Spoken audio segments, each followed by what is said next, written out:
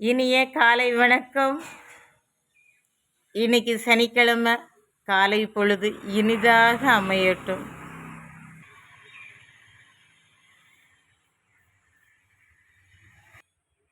ஒவ்வொரு மனுஷனுடைய ஜாதகத்திலையும் அவங்க பிறந்த தேதி, சமயம் இதை வச்சு ஆராய்ஞ்சு பார்த்து நம்ம ஜாதகம் கணிக்கிறோம் பாருங்க. அந்த ஜாதகம் சொல்லுறோம் பாருங்க. அதில் என்ன அப்படின்னா, நாம் ஒவ்வொருவரும் அப்பா அம்மாவுக்கு பிறந்திருக்கிறோம்.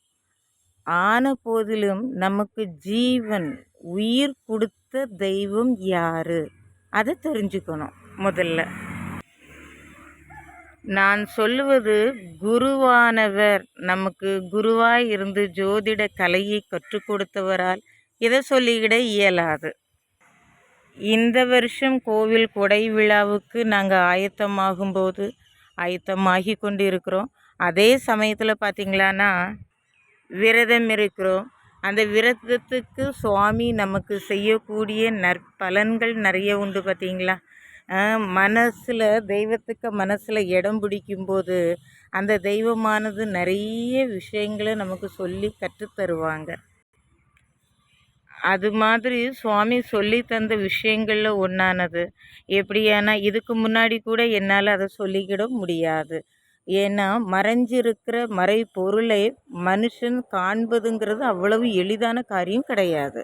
அப்போ அப்படி இருக்கும்போது நான் எனக்கு அறிவுக்கு எட்டுனதும் இறைவன் தொண்டு செய்கிறதுனால இறைவன் கொடுத்த வரம் அந்த வகையிலெல்லாம் சொல்லியிருப்போம். ஆனால் தெய்வம் என்ன, தெய்வம் ஒரு குழந்தைக்கு உயிர் கொடுத்துருக்காங்க அப்படிங்கிறத சுவாமி எனக்கு இப்போ சொல்லி கொடுத்துருக்காங்க. நான் அது மாதிரியே ஆட்களுக்கு வர்றவங்களுக்கு சொல்லுறேன்.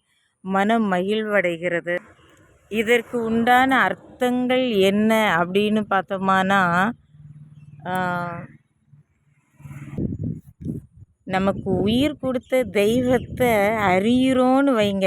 நாம் ஜெனிக்கும்போது எந்த தெய்வம் உயிர் கொடுத்தாங்க, அது நிமித்தமாக நம்ம உரு பெற்றோம் அப்படிங்கிறத தெரிஞ்சு அந்த தெய்வத்துக்கிட்ட போய் நிற்கிறோம் பாருங்க.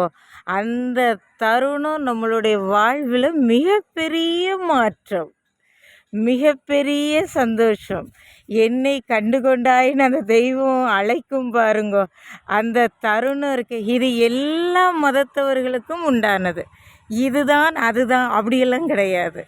இதை நான் நல்லா சோதிச்சும் பார்த்துட்டேன். அந்த தெய்வம் எங்கே இருக்கிறது நீங்கள் போய் பாருங்கோன்னு சொல்லும்போது, ஜெனிக்கும்போது இந்த தெய்வம் தான் உயிர் கொடுத்தாங்க.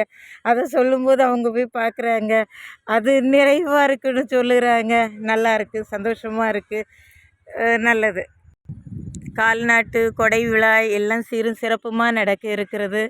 அன்பானவர்கள் எல்லாரும் கலந்து கொள்ள வேணும் அப்படிங்கிறத நான் கேட்டுக்கிறேன். கால்நாட்டு அன்னைக்கு காலையில் எல்லா பிள்ளைங்களும் வந்துருங்கோ. எல்லோரும் காலையில் அன்னம் சாப்பிட்டுக்கிட்டு, அதாவது உணவு சாப்பிட்டுக்கிட்டு சுவாமியை தரிசனம் செஞ்சுட்டு எல்லோரும் வீடுகளுக்கு போகலாம். அது ஒரு மனமகிழ்வான தருணம். சரிங்களா? நல்லது.